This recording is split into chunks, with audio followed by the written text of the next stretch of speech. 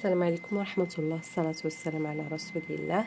بالنسبة للفرق البنات ما بين الطرسان والمفتل، بالنسبة اللي ما كيفهمش الفرق بيناتهم، حيت شحال من واحد كيبانوا هما مع بعضياتهم، كيبانوا بحال الطرسان والمفتل كيبانوا بحال بعضياتهم، ولكن هما ماشي بحال بعضياتهم في الخدمة.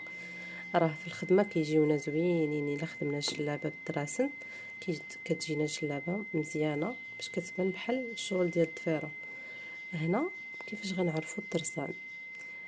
غنشبروا الخيط ديالنا هكا وكنبقاو ندورو فيه هكا، وهذا قابطينه مزيان وهذا كيدور، هذا كيدور هكا هكا هكا، كندوروه مزيان حتى كيعملنا عوينه، كيعطينا عوينه هنايا.